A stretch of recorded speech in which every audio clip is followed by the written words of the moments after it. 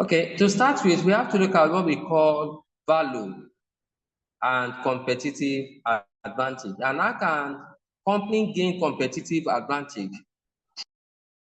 Is it the competitive advantage of a company can be gained by creating a quality product and rendering a selfless service to the customers.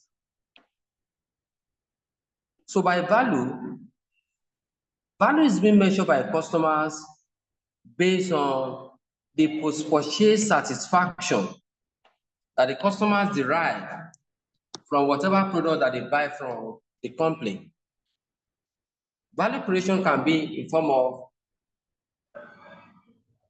customers' favorable and positive satisfaction. It can come in form of offering post-purchase warranties to the customers, free installations, prompt attention to customers' complaints. At the same time, some companies create value through timeliness, prompt delivery of their products, and by ensuring that the product that the customers order for are made available at the right place, at the right time, at right quantity, and from the right source. So many things can be used to measure value by the customers of the company. It is when all these values are being created that the customers will be loyal, that the customers will have what we call brand association. They will choose the company's product as a brand of preference. So in summary, because of the limited time, competitive advantage can be gained by a company by offering a product that offers value for money, by offering a product that meets and satisfies the needs and expectations of the customers. At the same time, value can be created depending on the perspective of why we are looking at it, by offering a product at a low price. That low price does not mean that the price will be too ridiculous or it is the lowest price in the market at times. The low price means affordable price, moderate price, using a friendly price. And that price will not jeopardize the quality of the product. So to create value for the customers, Bowman in 1996 created what we call strategic clock analysis.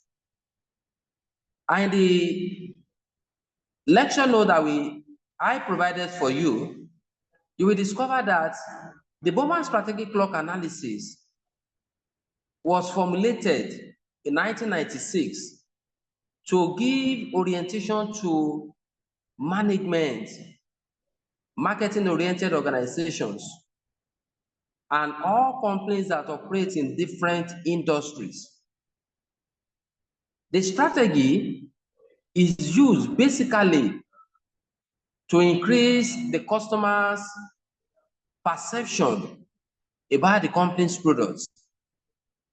The strategy, if well implemented, it will assist you to increase the customer's value about the company's products and services. And it will go a long way to boost the reputation of the company and their competitive advantage. So now we have to look at the Bowman strategic clock analysis briefly. The Bowman strategic clock analysis was formulated, as stated earlier, in 1996. And it is popularly called a combination strategy. We call it a combination strategy because it involved the use of price and other strategies to create value for the customers. Let me re-emphasize that again. The reason why we call the Bowman strategic clock analysis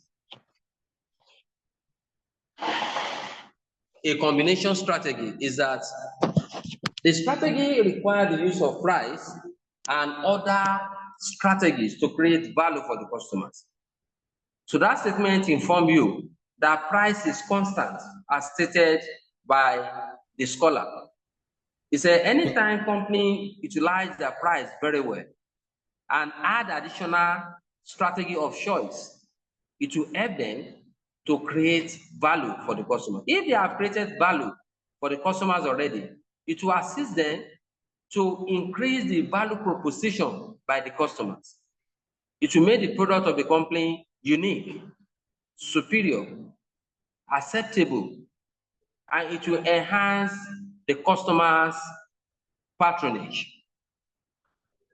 So therefore, achieving competitive advantage under the Bowman strategic clock analysis require the use of price and other strategies to increase customers' value, proposition, or perceptions. So what are the purpose of the Bowman strategic clock analysis? The purpose of the Bowman strategic clock analysis, as I stated earlier, is 1, to create value for the customers. 2, to achieve brand association. We want customers to accept our brand, to identify themselves with our brand. We don't want a situation where that will be what we call brand rejection or avoidance. We don't want a situation whereby customers will leave our brand and go and buy another one that we call brand switching. And that's the more reason why this strategy is being put in place by that scholar that we call Bowman in 1996. So there are so many things that we are going to gain in this Bowman strategic clock analysis. So the diagrammatic representation of the Bowman strategic clock analysis is underneath that we are going to see later on. So having given us an overview of what the Bowman strategic clock analysis is all about, the next thing we look at as subtopic is the Porter's 6 principles of strategic positions.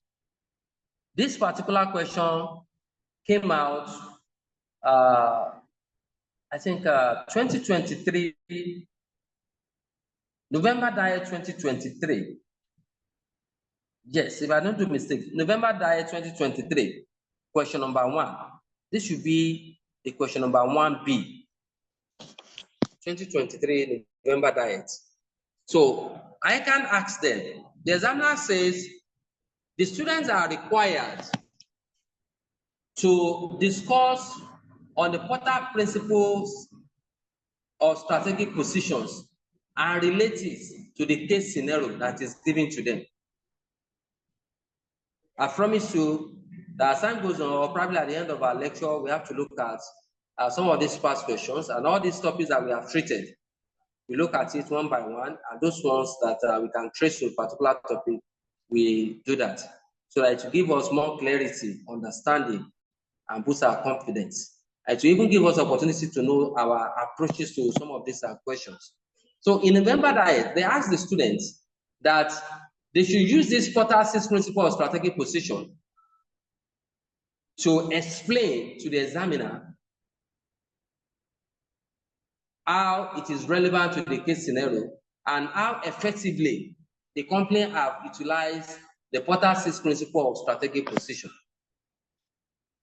So briefly, the Porter's 6 principle of strategic positions can be utilized by a company to achieve sustainable competitive advantage.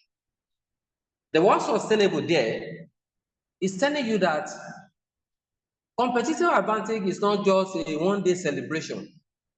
It should be something that is continuous. It should be something that the company should be proud of, that over years, we have maintained a strategic competitive position. Over years, we have been having a stable, predictable, and sustained return on investments. So Porter said to achieve this sustainable competitive advantage, there are 6 principles that we can use. The first principle we have is 1, as you can see. He said, the principle says, the strategic goal for a company should be to achieve a superior long-term return on investment. Meaning that anytime company is formulating their strategies, what should come to the mind of the company is not to have curiosity for short-term gains. The curiosity for short-term gains will not take you anywhere. It's a company should always aim to set a long-time goals that will provide high return on investments, long-time goals that will provide return on assets and profitability. In this first principle, the scholar emphasized that the company should ensure that they should not place so much priority on sales volumes and market share. That was penciled in yellow ink, because he said it is not at all time increasing in sales or market share translates into profitability or superior return on investment. So in that said, we have to ensure we focus on long-time gains, long-time benefits. And this is what majority of the companies, including Nigeria, is suffering from. The present protest that we are facing in Nigeria now is because our governments are not visionary. It's because we have bad governance. It's because our governments, they don't diversify the little economic resources that we have to have a long-time sustainable benefit for the citizen. And that's the reason why a lot of companies are collapsing. Majority of the small and medium-scale enterprises, they are experiencing what we call infant mortality, high death rate. Within 1 to 5 years, they collapse.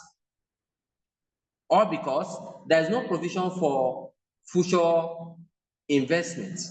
There is no provision for future returns on all the various investments that they have done. So that's the first principle. The second principle stated that companies must offer what we call a unique value to the customers. Unique value to the customers. And what is the meaning of that? The unique value to the customers means that we have to ensure that we effectively utilize our price, effectively provide innovative products. The company must provide quality products. The company must provide differentiated products. What we offer to the customers must be unique. It must be standard. And the customers too must testify to that. Once you can be able to do that, then automatically the company will have superior edge over other companies that cannot provide all these benefits to their respective customers. The third principle is in line with the second principle. The third principle says that the company should provide a distinctive value chain. And the provision of distinctive value chain implies that we have to ensure we do something that is quite different from what our competitors is doing. There are so many ways that we can achieve that. Look at the time that Dangote is coming to the cement industry. A lot of people are saying that it cannot succeed. How come he has turned himself to the father of diversification? That's why the father is a serial entrepreneur. But when Dangote is coming to the cement industry, that product was launched during the rainy season. It was intentionally launched during that period for him to convince people that they have bought what we call a distinctive value. And what was the distinctive value in the Dangote cement?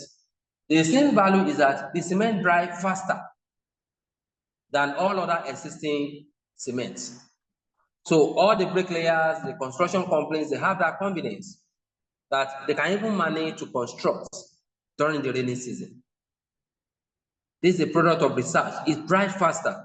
Before all other companies, the likes of Lafarge and the rest, who uncover the secrets to this, he has already swept all the customers in the market, draw them to his site. So you must ensure that you think of something that you can do better than your customers. And that's the reason why we are informing you that anytime you are formulating strategy, your strategy has to be real. It must be difficult to imitate.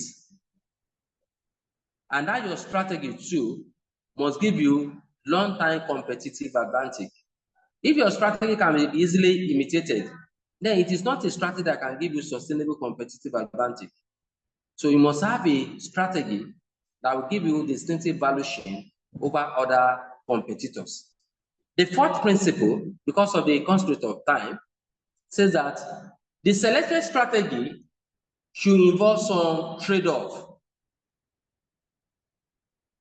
Later on, we are going to treat a question on this. That question that I told you, you see what we call trade-off. That the selected strategy should involve some trade-off.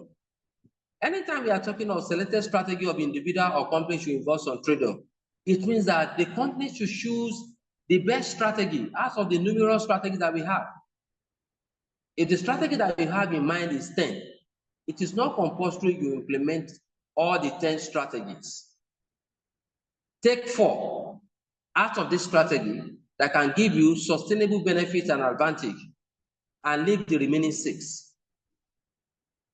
So in a case study that I can give them, the trade-off that the company did, let me use that one to open your mind, was that that company did not offer services to individual.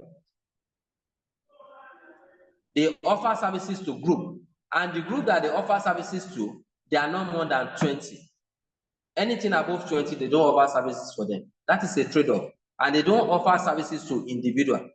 Apart from that, any individual or group of individuals that is going to pilgrim, maybe Jerusalem, they are going to Hajj, they don't do any services like that for them. That is trade-off. They have a specific area of service delivery and specialization. So the 5th principle says that all the elements in this strategy should be linked together. There must be integration of all your strategies. Let all your strategy should be interlinked. They should be dependent on each other. That's what we call all the elements in the strategy should be linked together. Your price, the quality of the product features, the delivery of the company's product, the promotion, everything should be done towards value creation to the customers. And they must be interlinked. And within the company too, all our staffs, they have a role to play. All of them must create what we call synergy. They work together within and outside the department for them to be able to ensure creating value to the customers. This one will bring what we call the reinforcement of the positive behavior that will transform into customers' patronage and favorable desire for the company brands. While the last principle of Porter under sustainable competitive advantage says there must be continuity of all the strategies that we are using. And there is, you can see the reason why I told you, it's not just a day off celebration. There must be consistency in the use of all these strategies. And any strategy that we have used that give us positive results, we have to maintain status quo. We should ensure continual use of these strategies. So those are the 6 principles of Porter that give company competitive advantage if effectively utilized. That was asked in November 2023 diet, question number 1, maybe 1A or 1B. So having looked at that, then we look at the Bowman strategic clock analysis. The Bowman strategic clock analysis comprises of 6 strategies, as you can see in the drawing. You can scroll down, my learning colleagues, and see the drawing. After the 6 principles of Porter's, we see that drawing. Please, if you are asked in the exam to draw this Bowman strategic clock, this is the drawing you should give. Because you have so many drawings in Google, so many drawings in Google Scholar, Ebispo, Science Direct, and what have you. Because of these drawings, they create a lot of illusion. You might not be able to defend the drawing. So this drawing that I put here is the drawing that the scholar that propounded this strategic clock analysis theory used. Maybe probably in application from experience, people are not trying to expand it because we have some that they put the drawing to be about 8, some 9. No, Bowman gave just 6 strategy. And if you look at the diagram too, we have just 6 strategies there.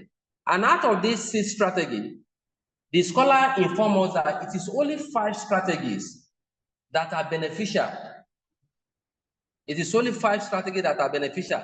He said the last strategy that we have, that is what we call 6 o'clock strategy. That strategy is detrimental to the company performance and sustainable growth, because the strategy can only give you a day relief. It can only give you a short-term benefit, but at the long run, it has negative adverse effects. That the 6 o'clock strategy, that is the last strategy that we call strategy that fails, or strategy that offers no strategic benefits, that people should not use it. You should avoid that strategy totally. So according to Bowman's strategy, there are 6 basic strategies that company can use to gain competitive advantage, out of which 5 are desirable. The first one is 1, no frills strategy. You can see it in the diagram. No frills, NOFRILLS, no frills strategy. The second one is low price strategy. Third one, hybrid strategy. The fourth one, differentiation strategy. Fifth one, focus strategy. Sorry, the fifth one is focus differentiation strategy, while the sixth one is strategy that fails. I'll take that again. The 6 strategy formulated by Bowman are 1, no free strategy, 2, low price strategy, 3, hybrid strategy, 4, differentiation strategy, 5, differentiation focus strategy, 6, strategy that fail. So now said, out of all these strategies, it is only 5 strategies that the scholar recommends.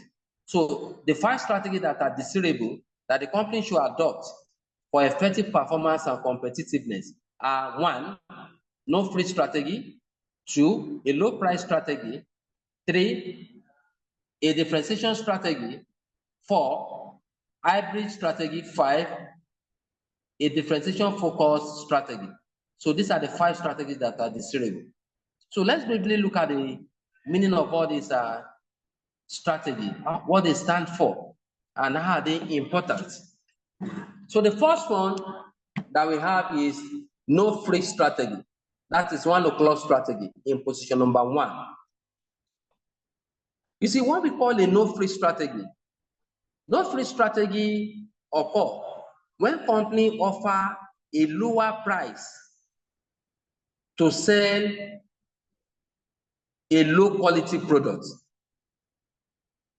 And when you look at the circumstances that we have at hand now, the precarious situation in Nigeria that led to this ongoing protest, you will discover that that's the strategy that majority of companies are using. Because the consumers are sensitive to price now. They don't need luxury products. The rich also cry. The economic situation is biting. We are experiencing hyperinflation. The purchasing power of the customers is being eroded, and money did not have any value. So what most companies are doing now is to reduce the quality of their product and sell it at a lower price. So anytime companies sell a low quality product at a lower price, we say that company is using what we call no frills strategy. This one will assist us to attract new customers that want basic product at a lower price, and it will equally assist us to retain some of our existing customers. It will even help us to offset competition. We'll be able to cope in any industry we have, because we have set an extremely lower price for our products. The second one that we have is low price strategy. The low price strategy is similar to no free strategy. If you ask me, I might tell you there's no major difference there. The only major difference that we have between the two is that under the low price strategy, the company offers lower price to sell a product that is below average. So if the quality of the product under no frills is 20%, under the low price, the quality is about 40% or 45%. the quality of the product is relatively above average, and yet we still sell it at a lower price. Our aim is to use this one to gain long-time return on investment. Our aim of selling an average product or slightly below average product at a lower price is to retain our customers, attract potential customers, and satisfy customers that are price sensitive in a very turbulent economy, just as Nigeria is facing. The third strategy that we have is hybrid strategy. That is 3 o'clock strategy, position number 3. But that diagram looks like work clock. That's the reason why they call it strategic clock analysis. The position number 3 that we call 3 o'clock strategy is hybrid strategy. About that hybrid strategy, what does it mean? Even me hearing the word hybrid. Hybrid informs you that the hybrid strategy involves the use of 2 strategies. Anywhere you see hybrid, hybrid implies 2 strategies. So Bowman said, under the hybrid strategy, we should make our price to be constant. So hybrid strategy involves the use of price and any other strategy to gain improved performance, improve sales, improve return on investment and profitability. So in the hybrid strategy, when you look at our blue ink there, you discover that I said the use of low price and product differentiation is a good example of hybrid strategy. We sell at a lower price and we produce a differentiated product that is quite different from all the existing products in the market. That is what we call hybrid strategy. The number 4 position is differentiation strategy. Number 4 position, that is 4 o'clock strategy, is differentiation strategy. The differentiation strategy, according to Bowman, means producing a unique product that is quite different from all existing products or services and offer value to the customers. So in 2023 November diet, they inform us how companies use the differentiated products to attract a lot of customers in the airline service industry. In fact, some of the customers that patronize them, buy tickets from them, they give them red carpet. Some of them, they will give provision for limousine that can take them around before the commencement of their flight kickoff. So producing differentiated strategy, you make your product to be different. It can be in terms of service delivery. Your product can be different in terms of taste. Anything can be used to differentiate your service or product offer to the customers. So when you can be able to do this, then it will give the company opportunity to sell at a premium price. Premium price means that you can be able to sell at a relatively higher price here and not a lower price, or because we offer something different in the market. The next strategy that we have is focus strategy, which is 5 o'clock strategy. The focus, differentiated focus strategy. Focus differentiation strategy occur when companies produce a different product that is innovative and superior and sell it to certain class of customers.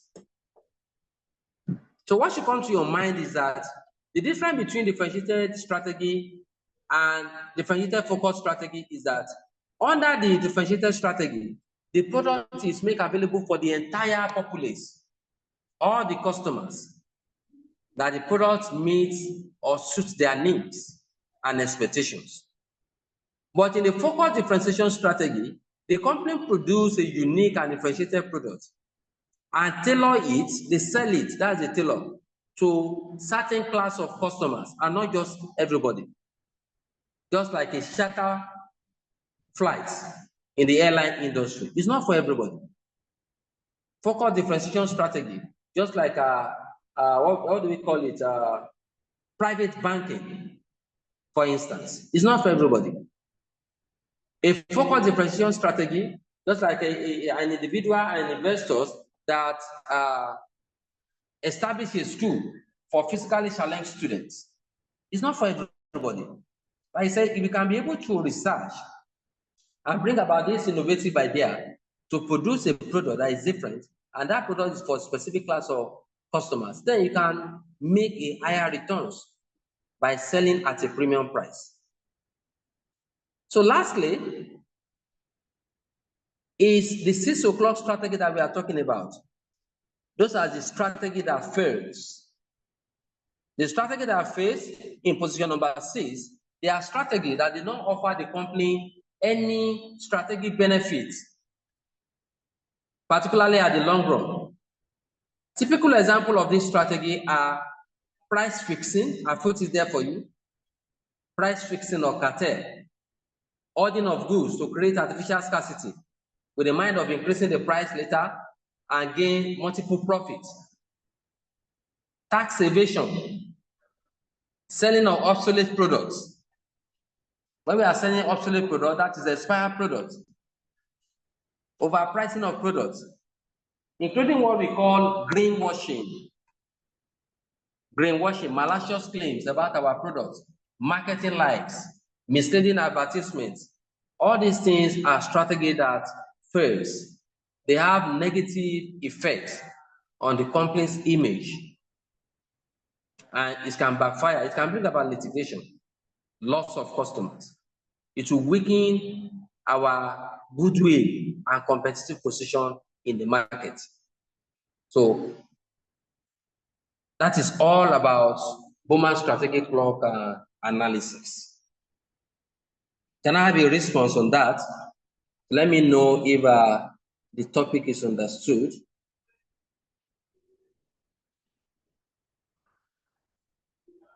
Hello? It is, sir. Thank you. Okay, thanks so much. From the look of things, we have just 1 minute left. So this class ends 3 o'clock, and then I'm having another lecture. Is any of us here that have any lecture by 3 o'clock? Hello? Hello? Do you have anyone that have a lecture by 3 o'clock? I don't think so, sir, but I don't know. Others can confirm. The others should respond. You know, if you ask, I need a swift response. It matters a lot for me to make a decisive judgment or decision on what to do. Hello, Gloria. Same here, I don't have. You don't have. What of Lukman, Sheun, Sheyi, Abiodun, and the rest? Nobody. Yes, sir, Okay. there is class, sir. Yes, sir. There is class, okay. And what we are going to do is that let's stop our lecture here today. I'm very sorry for the limited time that we have. So hopefully, if I can discuss with the management that will be provision for tomorrow at a spare time, we can continue with this material by looking at the Porter's generic competitive strategy. If not, we are going to continue with this on Saturday and add another topic. Is that okay by us? Okay, sir. Hello? It's fine, sir. Thanks so much. I really appreciate it. Very sorry for the little logistic and inconvenience that we experienced today. We are very, very sorry about that. Sorry, sir. I made a mistake. Sorry, sir. Okay. Hello, sir. Hello. There is no class, sir. There is no class, sir. You don't have class? Yes, sir. Yes, sir. I made a mistake. If you don't have class, like, can we spare additional 20 or 25 minutes to be enough to do the remaining aspects of the topic of today? Can I proceed, please? Yeah, I think the next class by 8 o'clock. You have class by what? 8 o'clock. It's 8 p.m. It's 8 o'clock. Okay. So, the next 25 minutes, I should be able to round up. So let's continue, Sheyi. Okay, our next topic. Our next topic is Porter's generic competitive strategy. Porter's generic competitive strategy. That is our next topic. This Porter generic competitive strategy is also called business level strategy. Porter generic competitive strategy is also called business level strategy. The strategy was formulated by the same scholar that we call Michael Porter.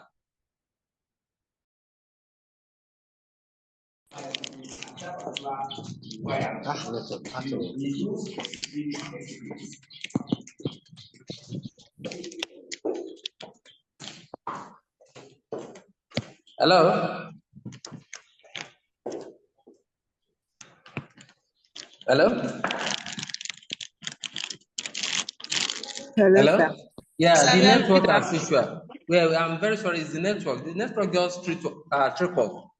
Okay, sorry for that interruption in network. We said we are looking at Porter's generic competitive strategy. And I inform you that the Porter's generic competitive strategy is also called business level strategies.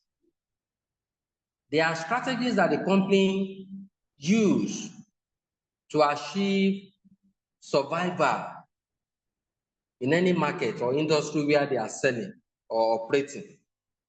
The generic strategies, they are the strategies that companies use to achieve stability and compete with other competitors. Aside that, this strategy, if effectively utilized, depending on your choice, you can use 1, 2, or the 3 together. The strategy gives company opportunity to effectively use their limited resources to achieve their goals. So the generic competitive strategy comprises of the following, as stated by Michael Porter. We have 1, cost leadership strategy. 2, differentiation strategy. 3, a focus strategy. Those are the 3 strategies. But it can be extended to 4 in application, in practice. But as stated by the scholar, he said we have 3 generic competitive strategy that we call a cost leadership strategy, a differentiation strategy, and a focus strategy. What do you mean by a cost leadership strategy? Time is over. This is past it already. What is it? Past 3. The 3. The generic competitive strategy are 1, cost leadership strategy. Can you hear me now? 2, we have differentiation strategy. And the 3rd one is a focus strategy. Can I continue now? So what do you mean by cost leadership strategy? A cost leadership strategy is a strategy that any company that have the motive of being the market leader or among the market leader use. Any company that want to achieve leading position in the market, they want to be the market leader in terms of market competitive position. This is the strategy that majority of the company use. And why do we call it cost leadership strategy?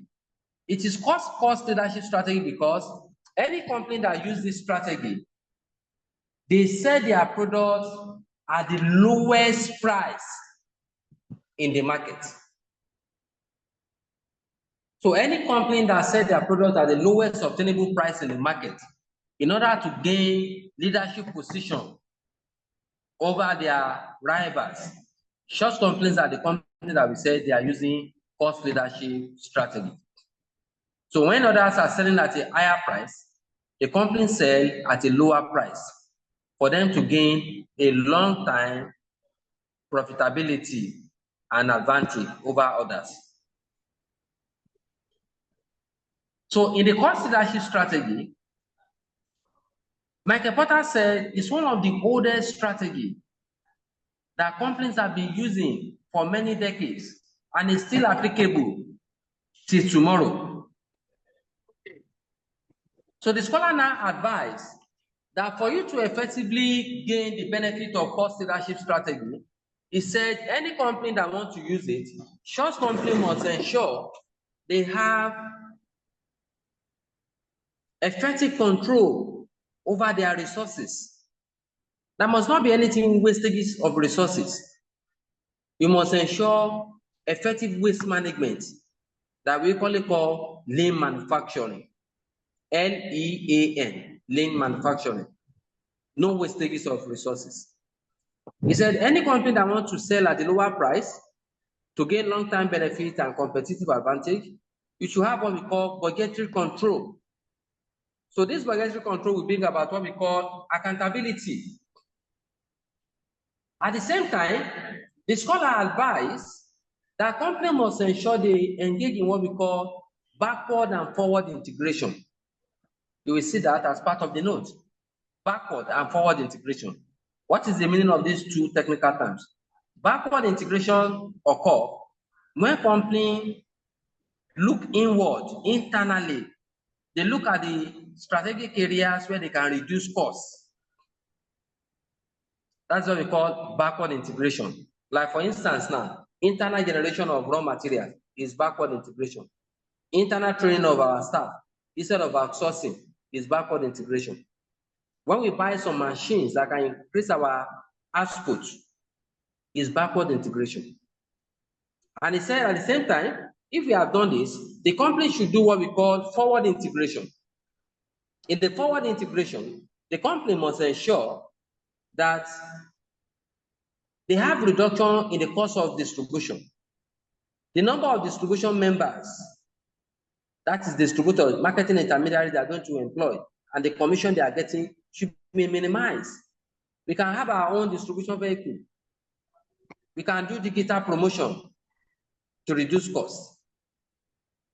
So if we have done all these things, it will reduce our total operational costs so that the unit cost or the total cost of producing the product will be lower, and we can be able to achieve our aims of selling at the lowest obtainable price in the market. Number two strategy is differentiation strategy. It's not different from what we have discussed under Bowman strategic block analysis. And probably that's the reason why the two topics follow each other simultaneously. You can discover that the differentiation strategy that we are talking about means producing something different to the customers. Differentiation strategy. Hello? Differentiation strategy means offering a new, unique, and distinctive product or services to our customers. Like doing forensic audits that others are not doing. When you look at the insurance company. Hello, sir. Hello. When are we ending the class? I want us to round up this slide. I took permission for 20 minutes. Should we bring the class to an end and we continue from here next weekend? We have another class. Hello? No, sir, I can finish what you're explaining, sir. Okay. We're almost done, please. In the differentiation strategy, we produce a differentiated product that is quite different from others and charge high price for us to be able to recover our cost of research. So the last one that we have is focus strategy. That is the only one that we have not mentioned at all today. In the focus strategy is used by companies that have limit of resources. Their number of customers are small. They are just upcoming companies or emerging companies that cannot compete with all these mighty big companies or multinational companies. And why do we call it a focus strategy? It is called a focus strategy because the company decided to focus on small aspects of the market where they have the resources to serve. That's what we call focus strategy. When the company creates what we call a niche means they focus on a small segment of the market that they have the resources and competencies to serve, then we say the company is using what we call a focus strategy. So having a look at that, for you to understand the focus strategy very well, so I put what we call leaders, followers, challengers, and niches. What is the meaning of all these names that we are mentioning? In any industry, we have 4 competitive market positions. In any industry, we have 4 competitive market positions. The 4 competitive market positions that we have is 1, market leader position. 2, market challengers position, that is number 2 position. 3, market followers position. And the 4th one is market niche or market niche position. So the first one that we have as a market leader position, it is the position that is being occupied by those companies that they are the leading companies in the industry. You can see the examples I cited there. In the telecommunication industry, we have MTN. We have Microsoft. Hello? This network is giving me a problem. Hello? Yes, sir. Okay. Yes, sir. We are with you, sir. So the market leader, they are the leading company, number 1 position in the market. Number 2 position in any industry, we call them market challenger. For instance, if MTN is the market leader now, market challenger now, we have Airtel. While the 3rd position, they are the followers that are striving to improve their competitive position. Number 3 position, market follower, then that should be Globacom. Just citing this as an example. Why the market niche? They are the companies that have smaller number of customers. Their market share is small. So example of market niche or market niche is 9mobile. Is that understood? So you can look at an industry and use it. In the non-alcoholic this thing, we have the market leader, Coke, market challenger, Pepsi, market follower, something like Biggie Cola, market niche, we have RC Cola, American Cola. So after that, we have lock-in strategy. Lock-in, very simple meaning. What do we call lock-in strategy? A lock-in strategy occurs when a customer buys a product from a company, and from that initial trial purchase, buying for the first time, is unable to go to another company to buy similar products, other than continue to patronize the same company he has bought the previous products from. So lock-in strategy is more or less a retention strategy that companies and individuals use to ensure that their customers make what we call repeat buying, repeat purchase. Because in the lock-in strategy, for instance, I put Microsoft there as an example. When you buy their products, if peradventure you want to do anything like repair, servicing of your product, you want to buy cable, you want to buy screen, they will tell you that you need to buy Microsoft screen, Microsoft cable. All their spare parts has to be that of Microsoft. That's what we call lock-in strategy. So they have done it or designed the product in such a way that any other spare parts will not work with it, except you buy that of the company. In fact, some companies like Kia in the automobile industry, majority of their products, you can't take it outside to go and service. You have to take the car to their company. Most of these Indian companies, they're fond of buying that Kia product or what have you. I don't know, maybe majority of them are shareholders, or their country have an affiliate or alliance with that company, because it will be difficult for you to take it to most of these roadside mechanic or what have you. You have to take it to the company for servicing and repair or any installation you want to do. That's what we call lock-in strategy. After that, we have hyper competition. That hyper means something that is increasing, something that is too high, too saturated. That is the meaning of hyper. Hyper competition occurs when the level of competition in the market is too high, and all the competitors that we have, they are extremely aggressive. they are frustrating us. They don't even want us to have a share of the customers in the market or make any sales. When that situation occurs, we said there is hyper competition in that market. I will say that again, hyper competition occurs when the level of competition in the market is extremely high and is keep increasing. So many competitors are still coming into the market. And what now makes the situation worse is that majority of those competitors that are coming, they are introducing similar products that perform the same function. So as a result of that, nobody can boast of any robust profit. Everybody is just striving. You cannot win a new customer, maintain the customers that you have at hand. So the syllabus now asks that the student might be required to know the strategy that they can use to cope anytime there is hyper competition in the market. And I've made provision for such a strategy that we can use. Anytime there's a hyper competition, what are the strategies that the company can use? One, innovation is there. Innovation. Two, we produce a better quality product. Three, we can imitate our competitors. You should know from today that imitation of the competitors' product is one of the strategic approach that company use for new product development and to cope with competitors. You can take their product to the lab to dissect the chemical or whatever they have used. Another thing that we can use to cope with hyper competition is to go into joint ventures or alliance. And at the same time, the company, if they don't have the strength and resources to cope with others, they can do that focus strategy. Look for the limited number of customers that you identify their needs, and your area of specialization and resources can permit you to serve.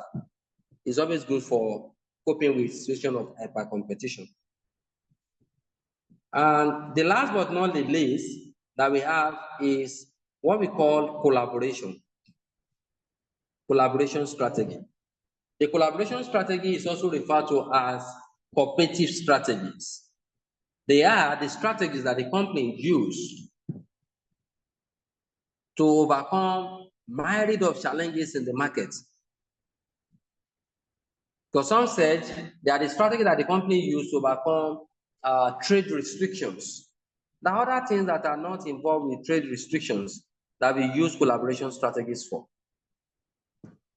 So in the collaboration strategy, the company join and pool resources, expatriates together with other competitors in the market in order for them to achieve survival, stability, going concern, and all their predetermined long-term goals. So in the areas of collaboration, we can collaborate in so many areas. In the areas of new product development, product design, delivery time, in the areas of technology or innovation. These are the various areas where companies can collaborate. So what are the various types of collaboration strategy that we have? The various types of collaboration strategy that we have strategic alliance, we have joint ventures, we have franchising, we have licensing. These are the few ones that I put here. Probably you can remind me of these in our next class so that I can be able to expatiate further on the other various ones that we have. But these few ones that we have, in the next 5 minutes, I explain them so that we can round up for the day. So what is strategic alliance? Strategic alliance is a cooperative agreement or strategy that occur between two or more companies. And it can even occur between or among competitors, telling you that competitors can go into alliance. The essence of strategic alliance is for us to look at the companies that we can merge with, pool resources with, or companies that we can lean on for us to cover our areas of weaknesses where other competitors are better than us. The essence of this strategic alliance and collaboration is for company to offset competition. When the degree of competition is too much for us, like that type of competition, we can't cope and we need survival. We can join with other companies. In strategic alliance, no new company is formed. We have to note that. We are not joining alliance to form a new company. We are joining alliance to complement the effort of each other to achieve survival, stability, going concern, improve performance, customer satisfactions, and many more. That's the essence of strategic alliance. But we are not forming a new company. The two companies that come together, they still maintain their separate identity. In strategic alliance, there is no equity of stake. You are not sharing any profit, 50-50, like in joint ventures. So these two key points separate strategic alliance from joint ventures. But under the joint ventures, minimum of two companies come together to form a new business, give it a new name. They pool resources together. They contribute capital and all other intellectual properties with a mind of making profits, maximizing and sharing the profit based on the amount contributed. So here, there is equity of stake under joint ventures. And to avoid any litigation or crisis, that's the reason why we have a sharing ratio that we use to determine the profit that you are going to realize based on the amount contributed. So under the joint venture, new separate company is being formed. Whereas in franchising occurs between the franchisor and the franchisee. The franchisor is the owner of the product, the owner of the intellectual property, the patent rights, the trade secrets, the product, and the established brand. So the franchisor will allow the franchisee to use all these aforementioned things that we mentioned: trademark, brand mark, trade secrets, market networking, to sell the product. At the end of the day, the franchisee will pay back what we call royalty for allowing them to use all these benefits. But the royalty that is being paid will depend on the agreement reached and the stipulated period at which they agree that such amount will be paid. What are the advantages of franchising? It will give you an opportunity to penetrate an already saturated market. It gives you opportunity for diversification. Even franchising too, give you opportunity to use an established household brand name, and you spend less. The cost of research and innovation has been reduced because the company that is the owner of this brand name and intellectual property, they have already done that over years. We are just leveraging on that to achieve our own goals. So another form of collaboration strategy that we have, which is the last one, is licensing. Licensing and franchising, to me, they are more or less the same thing. It's just that name that differentiates them. Because majority of the contractual agreements and procedures that are involved, they are similar. Why franchising is a contractual agreement between the franchisor and the franchisee. In licensing is an agreement between the licensor and the licensee. So all of that things that we have, the use of patent rights and what have you, it is the licensor that will empower the licensees to use this. And at the end of the day, they pay a certain amount of money that we call royalties. So these are some of the collaborative strategies that companies utilize to offset competition, to reduce business risks, achieve greater survival and stability. So thanks so much for listening. And then underneath, I pose a question that we can use to practice based on these limited topics that we have done today. You can practice those questions. If you have any area of challenges, please don't hesitate. By next class, you can inform me, or you can even call me during the week. My contact is there on the online. If you have any area, gray areas that you need me to substantiate further or explain further, I won't hesitate to do that for you. So I really appreciate your understanding, perseverance, despite the little logistics that we have today, our network off and on, off and on. So you see, exercise patience. So God will bless you and crown your effort. Is there any question, please? Amen. So shall it be. So enjoy the rest of your day. Thank All you right, sir. all. Thank you, sir. Thank you, sir. Thank you, sir. Thank you very much, sir. You Thank are you, sir. welcome. Thank you. I really appreciate you. Bye.